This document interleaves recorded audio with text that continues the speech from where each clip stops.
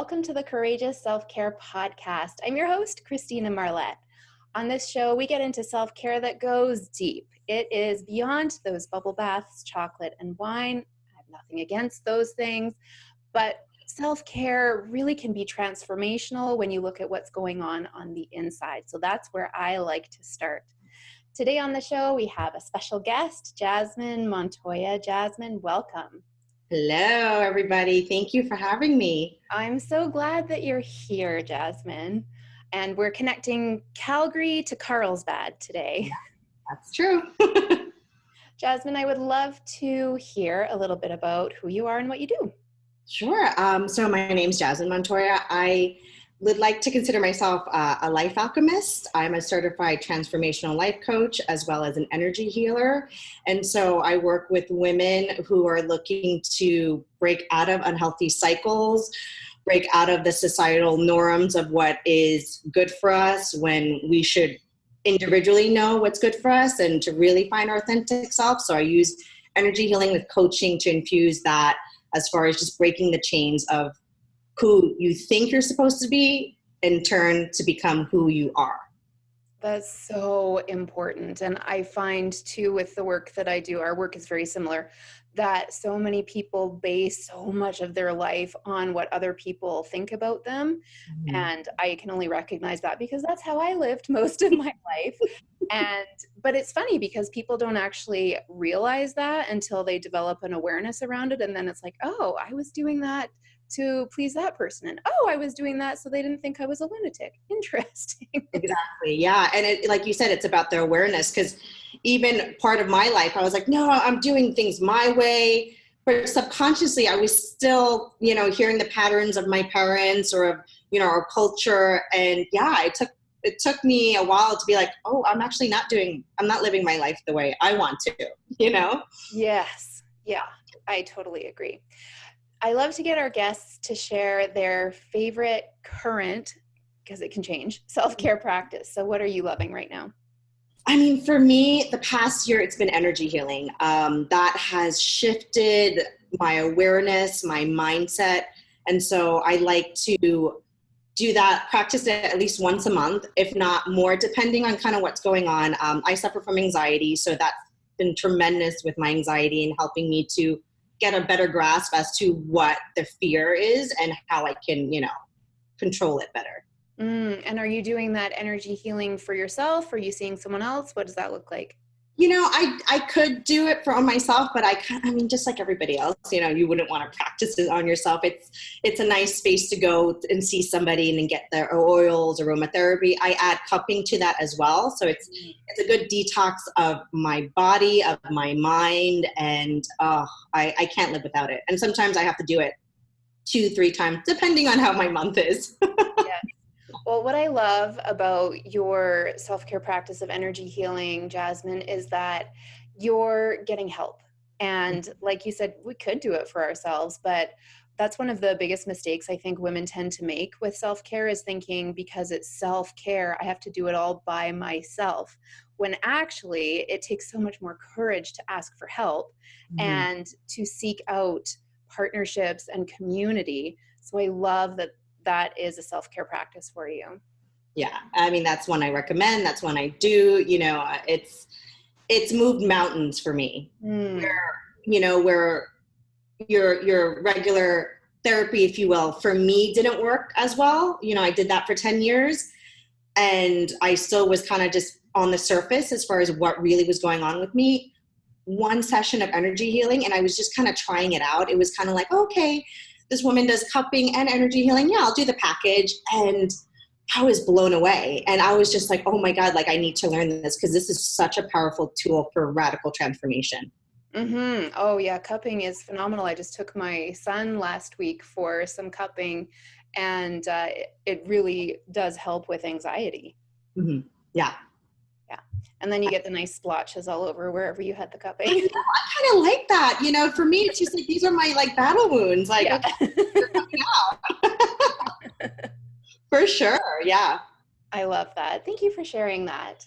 Of course. Yeah, no, I think also with the way the world is shifting, energy healing, Reiki, if you will, it's becoming more acceptable, you know, kind of like how yoga was years ago, where it was just, you know, a certain like hippie, if you will, type of person doing yoga. Now it's the masses, because it's something that works so well for you, for your mind, body, and soul connection. And I truly believe, I don't know if what your thoughts are, but I believe that Reiki and energy healing is kind of moving up there with the yoga. I would totally agree. And I'm getting goosebumps, which I call truth bumps.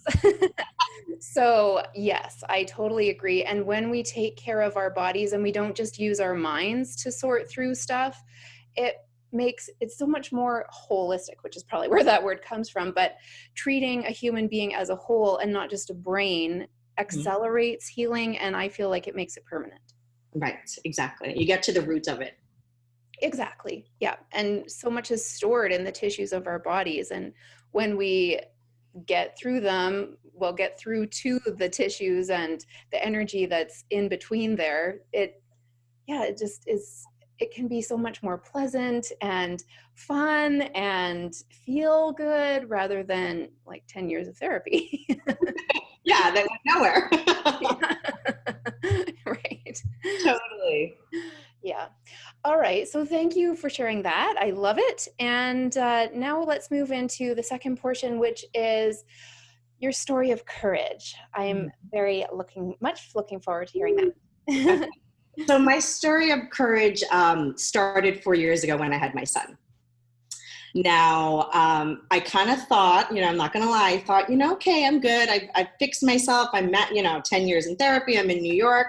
Back then I was a fashion producer. So I was really in this high profile, really fast paced workspace. And then as my son started to get a little bit older, like 1 or 2, I started to realize there were certain things about my parenting and the way he was reacting that I was getting triggered by. I also suffer, as I stated, a lot from anxiety. And I was prescribed, you know, when I was in New York, Xanax. And that's kind of like how I was living my life on a daily basis. Twice a day I would take a pill. But the anxiety of after having my son was even more intense than my normal anxiety, if you will. And I didn't realize that until I started to see my son, you know, with like certain movements and certain things, like, you know, almost like a reflection, if you will, like an out of body experience. Like I see my little son doing things that it's like, oh, he got that from me.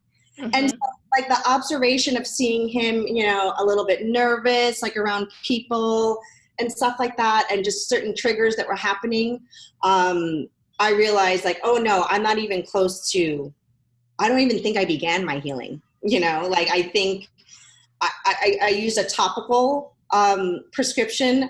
I used, you know, what everybody recommended, but in turn, it really wasn't helping me. And yeah, I literally had to take myself and realize what type of mother I wanted to be, what type of woman in my second half of life did I want to be? Because I thought, again, the image, moved to New York City, fashion producer, you know, like the image was great, but that's not really who I was. So I was living like a false sense of who I was as well. And also not understanding that a lot of trauma that I had in my childhood, I didn't process it. I thought I could just suppress it and it be gone. But in turn, it was reacting, and I was reacting to things in my current day because that I didn't process it. So what I did, I decided to remove myself from just the way of therapy and of medication. And so I'm saying this, and everybody take it with a grain of salt, because this is my story, because I'm not a physician at all. But I realized that the Xanax for me was numbing it. It was suppressing it. It wasn't helping in any way. I wasn't getting to the root of the problem, because I would just wake up, take a pill, and it's like, okay, I'm okay for the most part. And so I decided, like, I need to feel this. I really need to hone in on what happened to me, speak about it, be honest about it, not live in victim mode, but understand that it wasn't okay, the things that happened, and for me to feel into it in order to, you know, it's like that saying, you need to feel in order to heal. Yes. And that's what I did. And, you know, I wish I could say it was because I love myself enough that I needed to change, but it was when I became a mother and I realized that my son deserved better than I had. And also I wanted to break the cycles that I had in my family with him, you know, like it needed to stop with me because he deserved better. That is so powerful and beautiful. And I have lots of questions. Yeah. But first of all, I do want to honor you for going through that and realizing that taking full responsibility for it it's the most powerful catalyst to change. Like, oh, this isn't what I want. And you're right, we do things so much more easily for someone else that we love. And if your son is the reason that you went through this journey, then hooray for that. Like, that's amazing. So I want to honor you for that, Jasmine. Thank you. Welcome. So the reason that I get guests to share their stories of courage is because I feel like courage is this energy that's out there, and so many people say, oh, I'm not courageous. Don't ask me my story of courage. I'm just a regular person, but I am interested in everyday courage, like not necessarily these giant monumental things, although those are fantastic, but also just, I'm not living my dream life. How can I move towards that? Or like you said, getting off medication and doing some true healing. Feeling your feelings takes so much courage. And so when we hear people sharing their stories of courage, it gives us ideas, it gives us more access to that energy of courage. And I feel like your story is definitely contributing to that. So thank you for sharing it. Of course. Listen, if I can help somebody, you know, skip a couple of steps, exactly. You know, I'm happy to do it. Yeah. So I love the actual meaning of courage. It's that it's not that there's absence of fear, but there's something on the other side that we're willing to move through that fear towards. So I think you mentioned it, but I just want to make sure, what was that for you that you wanted to move towards? I didn't realize it, but like now where I am to before, comparing it, I was so heavy. I was so blocked. I was so, I didn't let people in that much. Like, you know, people knew a certain percentage of me, not all of me.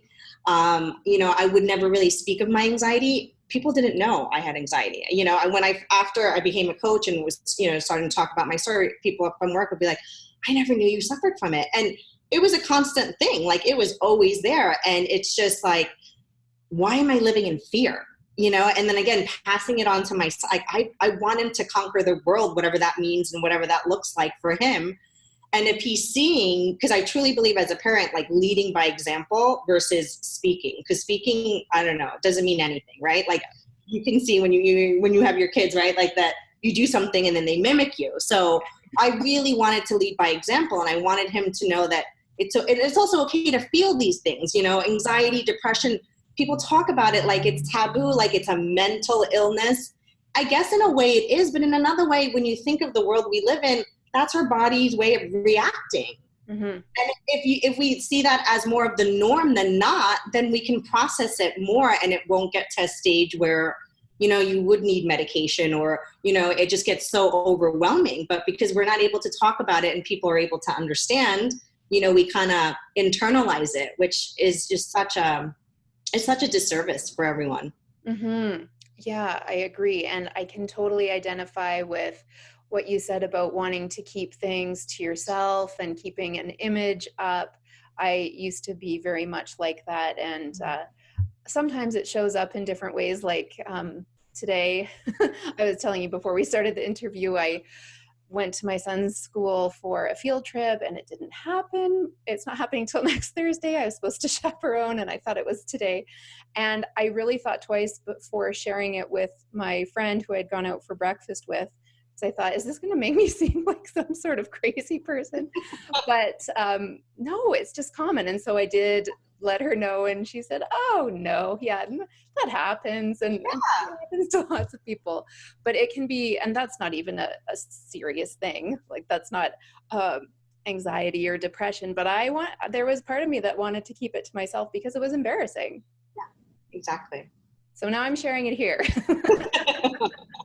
And listen, we've all done it. That's all I have to say. So, Mom, we've all done it. And And so now I'm curious, you left your job in New York and you took some sort of coaching certification, is that right? Yes. So I went back to school. I was certified as a transformational life coach. I did a yogi certification as well. Like I got my 200 hours for yoga, which was more for me, again, just to kind of understand the mind-body connection. Mm-hmm. And yeah, I'm currently doing courses to be a meditation teacher, Reiki master. I've done crystal healing, all of those. Honestly, because I came from a world, and again, I'm not knocking it, but I came from a world where it was like, okay, what's your symptom? Let me just Google that, and here's the magic pill. Right. So now my next life is, well, you know what? Mother Nature, once upon a time, we didn't have that, right? So Mother Nature provided us with so much that could cure so much, and yet we're not really tapping into that. So any type of holistic theme or, you know, something that could help myself as well as my clients, I dive in. Oh, for sure. And most medications out there are mimicking natural healing properties of plants and crystals and that kind of, well, mostly plants, but Yeah, it's all there already for us and available in a way that doesn't have any side effects. exactly. Yeah. So then the other question I had for you is, what was it like to make the decision to, like, the moment of signing up for your transformational coaching? What was going on for you? Was there fear? Did you know it was the right thing to do? I mean, I pride myself in my job. You know, I was very career driven in my 20s. I come from a background where, you know, people were living paycheck to paycheck. So I kind of prided myself in like, this is who I am. And yeah, I was scared half to death. I didn't, you know, you second guess yourself. I knew I wasn't happy there. I knew that it wasn't me anymore. I knew I needed change, but again, change, you're a new parent, you know, there's so many different new things happening. Like it was a leap of faith I took. Even my husband was like, are you sure? Yeah. He's like, are you sure you want to do this? But I've always coached in some like capacity, even, you know, in my old job. I always loved to see the artists and what they were doing and try to help them get to the level that they wanted to achieve. I'm a marathon runner. I was an assistant coach for certain charities in New York. So guiding people and seeing them just become the best version of themselves, like that makes me so happy inside. So I knew I was on the right path, but what it looked like, of course, I didn't know. And of course, with anybody, if you don't really know what the end picture looks like, it's a bit like, okay, well, I'm just kind of like in this black tunnel, don't really know what's happening, but I'm just trusting and I'm just keep on going. And that's kind of like the attitude I've taken now is like, I have a overall picture, but the minor details, I don't know. I'm kind of using my intuition to take me there. Like I'm trusting the universe, and the universe hasn't led me wrong so far. Yes. So far. Right. Well, that is an amazing story, and I know a lot of our listeners are going to really be able to identify with it. So thank you for sharing. Of course. Thank you again. And if people want to get in touch with you and learn more about you, where can they do that? Yeah, you can go on my website. It's www.coachingbyjasmine.com. You can also follow me on Instagram. I do a lot of like inspirational quotes and just kind of really love to give like a daily dose of love on there. And again, it's Coaching by Jasmine on my Instagram. Handle. And did you have anything you wanted to offer the listeners? I did. So for your listeners, I would love to offer, because I know, again, energy healing is very like up and coming. I would love to offer my services to your listeners 50% off. So I have a package of 4 sessions for $300 or a package of 6 sessions for $450, which is so cheap. And it's just such a good way to try it, you know, like, and that's one thing I invite everybody, just try everything once and see what works. That's why I called myself the life alchemist, because it's like every client's completely different. I can't, you know, give what I'm doing with this client to another client, because there's so many different avenues of trying to handle things and the way you react. So yeah, give it a try. That's why I'm putting it at a low price. This way, you know, it doesn't break the bank and everybody can at least try it once. And people can do it online and get access to you from anywhere in the world? Yes. So, and we can do, sorry, thank you for that. Remote clients are welcome. It's basically the same thing. The healing properties, you get the exact same type of energy with remote healing. So I can do it anywhere around the world.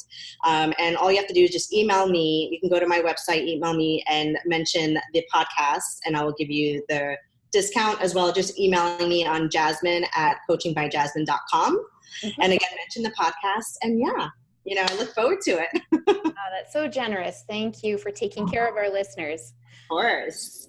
And if anybody has any questions as well, like, please email me regarding energy healing and what's that about. I love, because that was me once upon a time. So I really love educating the masses now, as far as like how amazing this could really transform your life. Oh, that's fantastic, Jasmine. This has been absolutely delightful. Thank you so much for joining me today. Of course. Thank you again for having me. This is so much fun. I know. I could do this all the time. I know. Let's talk forever. Yeah. And if you enjoyed this episode, please give it a like. You can share it with your friends, leave a comment, and become a follower to the Courageous Self-Care podcast. I am going to leave you with this final thought that I've been thinking about a lot. So often I talk about how self-care isn't selfish, but what's even underneath that is this weird notion that wanting ourselves to be happy is in some way selfish. So that's not selfish at all. Wanting to be happy is a natural human quality, and we deserve it. So self-care is the fastest path there, whether it's energy healing or whatever self-care is for you. It might just be listening to this podcast. So congratulations on taking that action today. You are caring for yourself, and that is transforming your life as well as the world. Thank you so much for listening. I look forward to connecting with you again next time. Jasmine, thank you again. Thank you. All right. I'll talk to you again soon. Bye-bye for now.